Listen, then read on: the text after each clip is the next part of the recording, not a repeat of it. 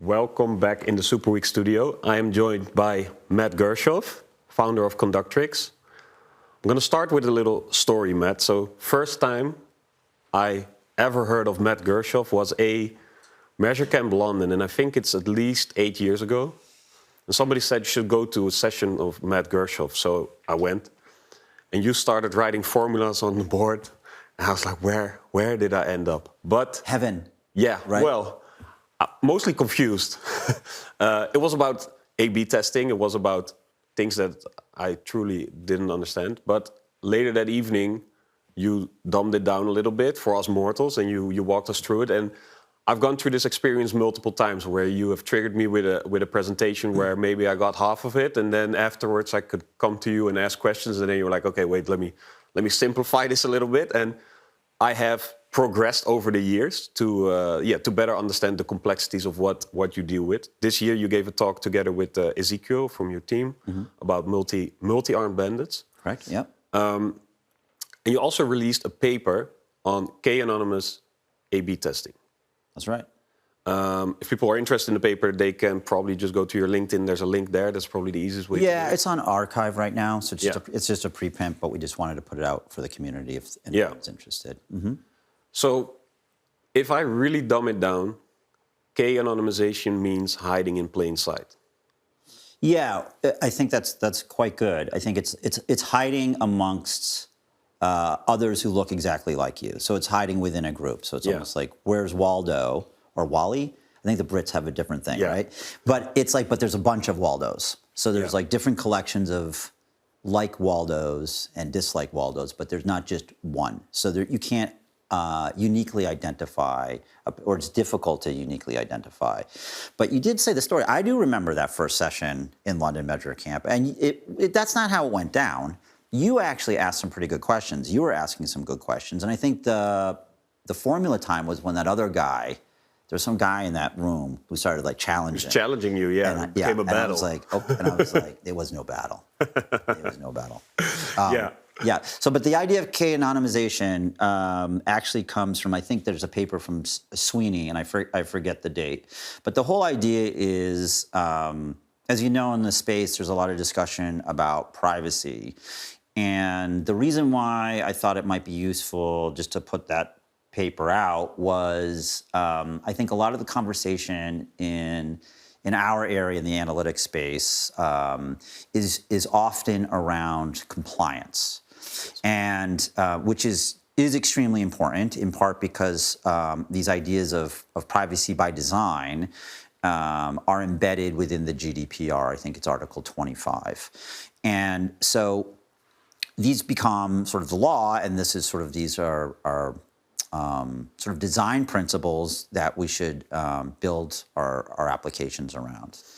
But unfortunately, a lot of the conversation is only around compliance. And so there's usually a lot of arguing about procedure. And so in a way, it's a very procedural way of thinking. And it's like, have you followed a procedure? And so that might mean at the organization you have a DPO, a data protection officer, and you have certain contracts in place or certain procedures that you follow. And while that is important, and that can help inform how one acts and make sure that companies are acting intentionally with respect to privacy, it doesn't necessarily mean that the actual software or the experience changes at all. I mean, whether or not I have a DPO or not does not affect the structure of the software or what gets collected. And so there's this other way of looking at it, which is, I think of as more of an outcomes-based approach, which is called privacy engineering. And there's a subfield, I think it's like computer science and maybe statistics, which it's composed of. And privacy engineering is about how does one go about designing systems? How does one go about designing software? It's like an engineering principle. How do we engineer systems such that they have certain privacy properties? And that's much more outcomes-based. And I guess I felt that that our industry really should have more balance, since we're supposed to be, well, I shouldn't say we're supposed to be, but I feel like many of us are more outcomes driven That's the way we sort of think about things.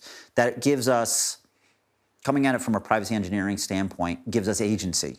It gives us a way of doing something as opposed to just following a procedure or bickering one back and forth, which is about limiting what one can do. And I feel like the privacy engineering approach is about empowering one. I also think the ideas of privacy by design, and there's 7 principles, and I think the paper originally came out in 1995 by Dr. Kovokian. I may be mispronouncing the name, and they're from Canada. So it's what is it? 40? Was it 1995? 40 years? 30 years. 30 years. Yes. 30 years now. Yeah. And there's 7. It lays out 7 principles. Principle 2, in particular, is what I'm talking about in our work, which is privacy by default and data minimization, this idea of data minimization. And sort of data minimization underpins a lot of the ideas of privacy engineering. And so the way we've architected our software, and the reason why we're interested in this is, one, we re-architected Conductrics back in 2015 because GDPR was coming out in 2016. And we were concerned about or aware of Article 22, which is about automated decisions. And our system does contextual bandits and does, if you use it in that way, does automated decisions. And so we re-architected it so that it can be interpretable. So that you can know why, you can at least parse it. You can say why you can know beforehand how the system is actually going to allocate. Yeah. And then while we were looking at it, that's when we really kind of came across 25. And so we re-architected the software so that it follows, we collect and store data in a k-anonymous way. Yeah. And so the paper really is just sort of outlining how one can, A, collect data in a k-anonymous way, what it is, and then also how to do regression. I mean, it's a technical paper, and how to do ordinary least squares regression on k-anonymous data. And that's like kind of the bridge, because it turns out that many A/B testing or experimentation methods, like t-test, you're familiar with like t-test, hypothesis test. Yep. Actually, that is a specific use case of least squares regression. So you can run a regression, and it essentially does give you a t-test. There's things called f-tests. You might use that in like a multivariate case when you have like different dimensions to the test that you're running. You might use something like an f-test. Things like testing to see whether A/B tests are interacting with one another. Yep. That also is where you can use regression and a partial nested f-test. And so there's a lot of tech, and we don't have to go into all of it because I'm sure the listener doesn't really, not so interested. Unless you are interested, you should read the paper. But you can do many of these things, including regression adjustment, like Cupid, those methods. All of those things, once you can do ordinary least squares regression. So the paper basically just, A, makes that connection, and then B, also shows you how to do these other methods, like segment testing to see whether certain segments have different heterogeneous treatment effects, so people respond differently in the experiment, and things like this, Cupid. So actually, I read the paper. I understand globally what you're trying to explain in it. So I think you did a good job trying to convey that to somebody who's not definitely not as deep into this topic as you are. So I'm a data hoarder, right? I work on the data hoarding side of the business. So my clients always ask for more granular details. Yeah. The k-anonymous approach is about data minimization, right? It's basically you're trying to work, well, according to the privacy by design principle, you're trying to work with the least amount of data possible so that your system is taking privacy into account by design. And I think these two worlds, one of them looks through the lens of we collect it all so that we create the opportunity to then later on decide what to do with it. Yeah. Whereas the approach that you're advocating for is you have to decide what you want to test for or do with the data, right? Whether it's about testing or just about analysis, so that you can set up your tracking in a way that you abide to the privacy by design principles. Mm-hmm. But that kind of means that you need to know beforehand where you want to end up with. Yep, that's exactly right. And so I'm going to recast that a little bit because I think it's important. We talk a lot when we talk about experimentation. There's lots of different ways of looking at it.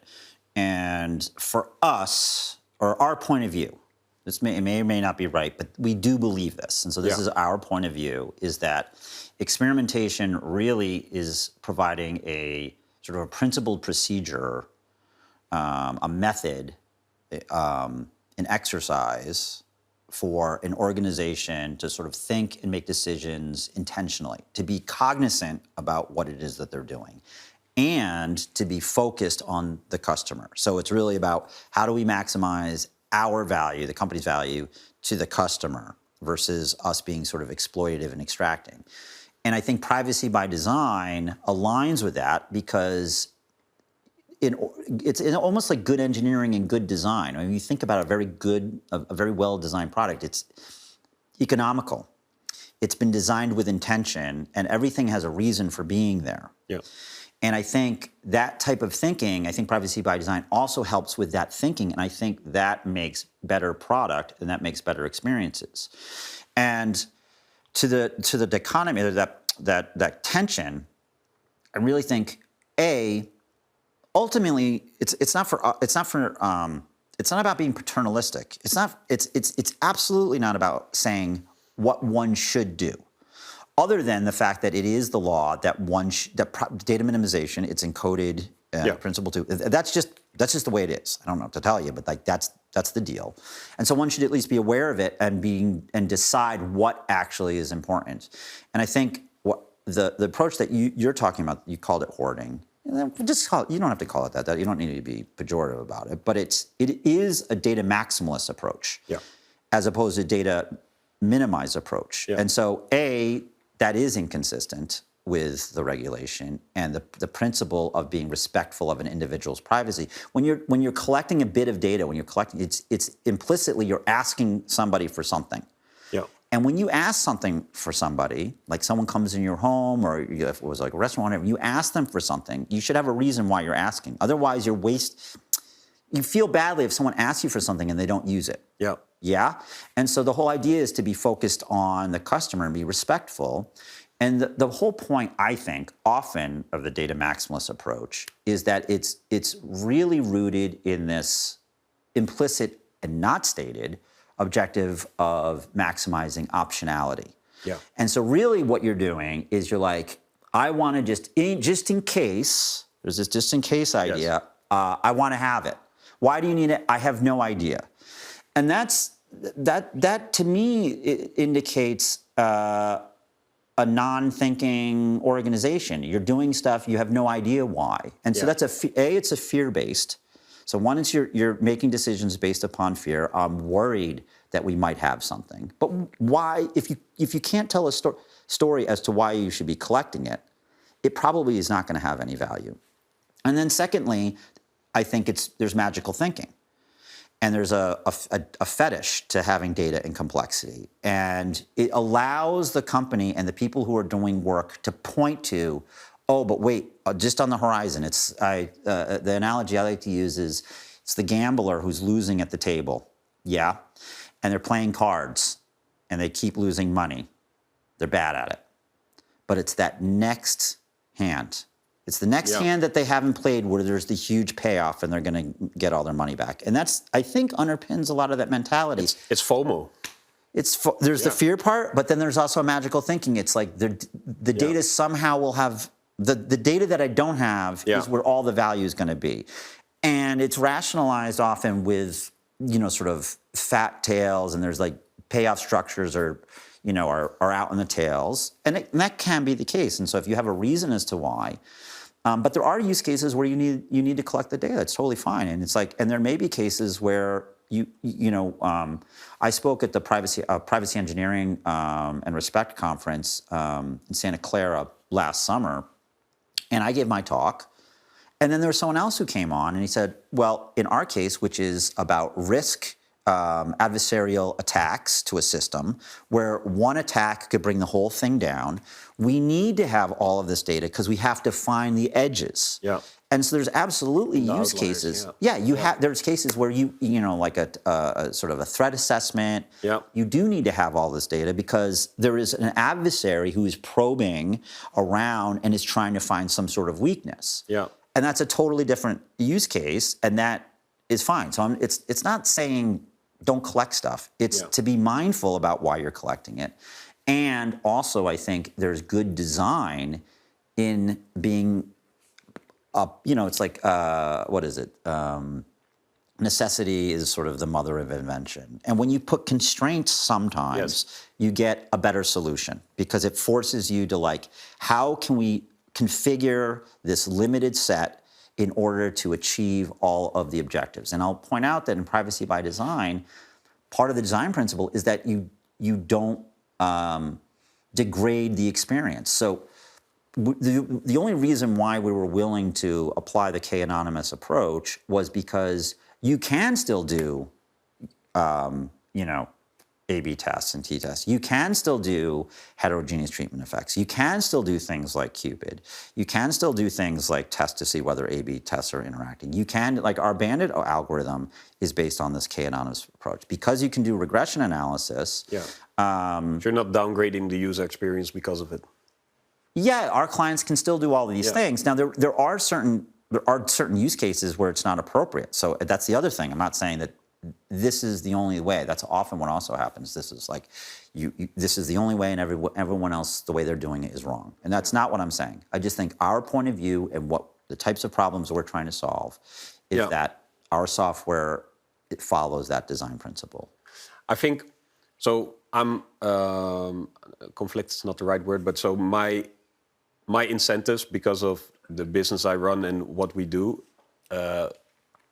collecting more data means we make more money, if I really dumb it down, right? Because we help companies collect data. Yeah, you have perverse incentives, perhaps. Yeah, but I've been doing this for a while now, and I've also seen what companies then do with the data, and I very much agree with what you're saying, especially the intent part, because I feel like if data is not collected, it very rarely happens that people collect data without an idea what they're going to use it for, and then they end up using it in a profitable way.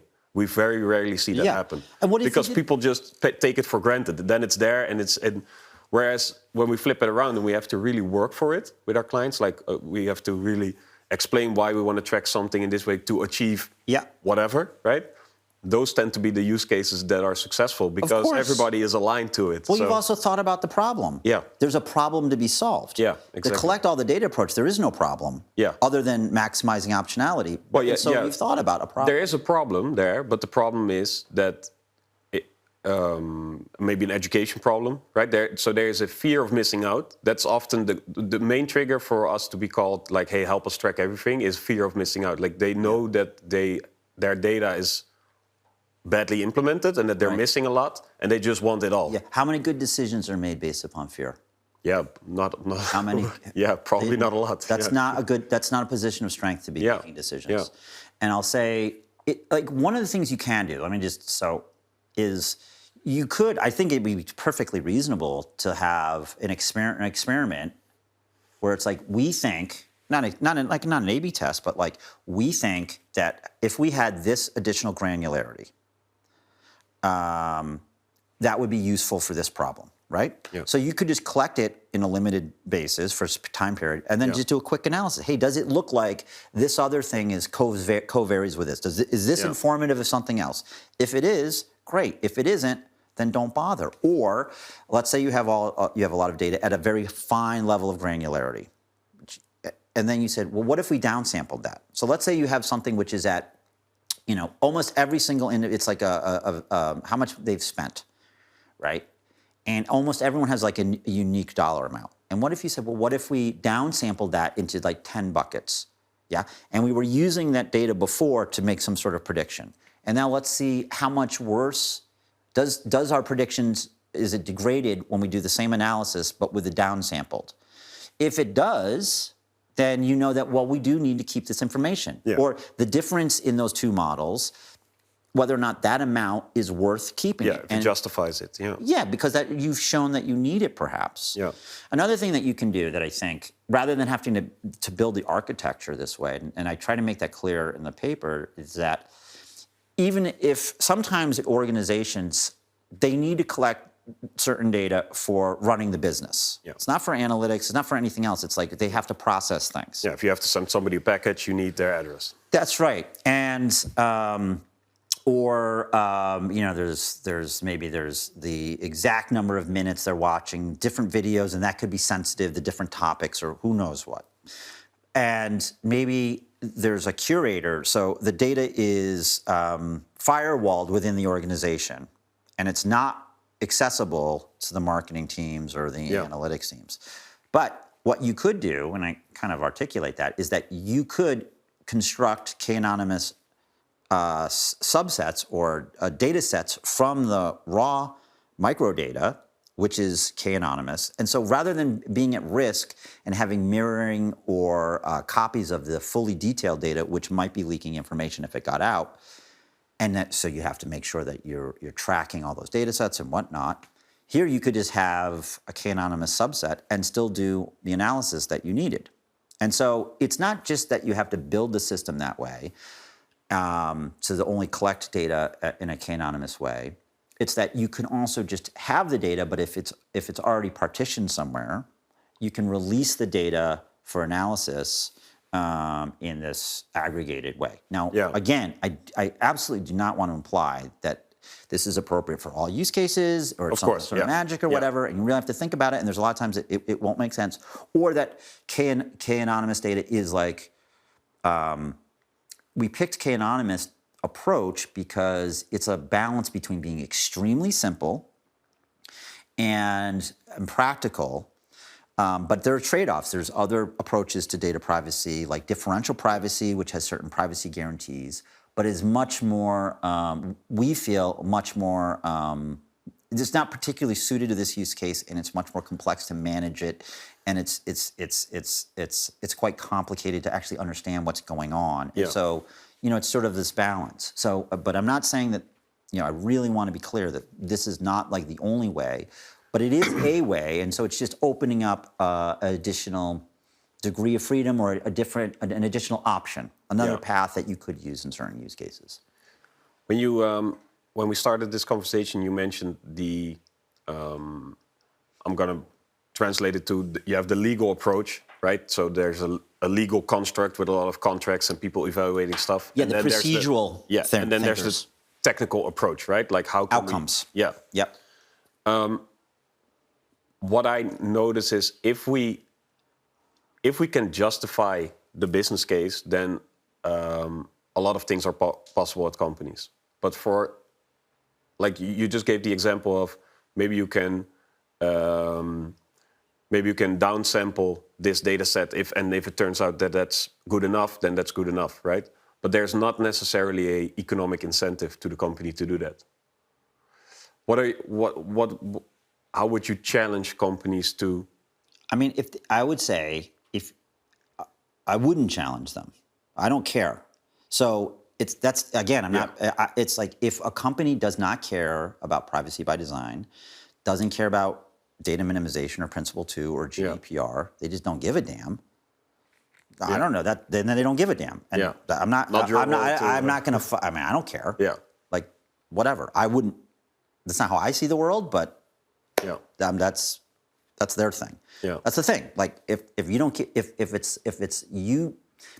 you think it's ridiculous, then you think it's ridiculous. Yeah. But if you want to be acting in good faith, you want to be compliant, there is an economic reason because you don't need to have all this data lying around that could potentially put you at risk. Yeah. But also it's a cost. Your data structures are much more complex and you have all this additional data. Yeah. But, again, if you don't, to me, it's about ultimately being conscious and explicit about why you're doing something. Why are we collecting this?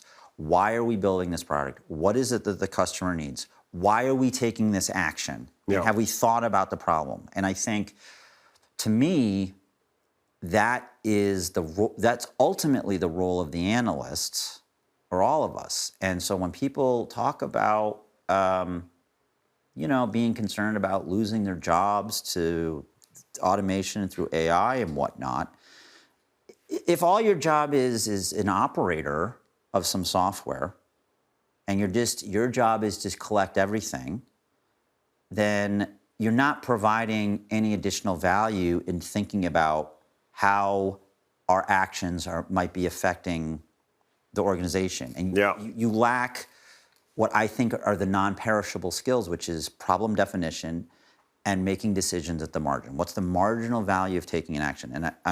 We speak that way because we're in experimentation, and that's part of what experimentation is if we take one action versus another, what's the marginal benefit from going from here to here? Is it positive? Is it negative? By how much? And is that, if it is by a certain amount, is it worth the change or the added complexity? If, let's say it's like you're testing whether or not it's some sort of prediction model and you're doing some targeting, that's adding complexity. And you want to ask, if we did the next simplest thing, is this worth the value? And the same thing with data. If we have this fine level of granularity, is that worth us having that versus just having something much simpler? And when it's simpler or less complex, it's easy to inspect and make sure it's correct. It does reduce, there is a direct benefit, which is it makes it easier to audit.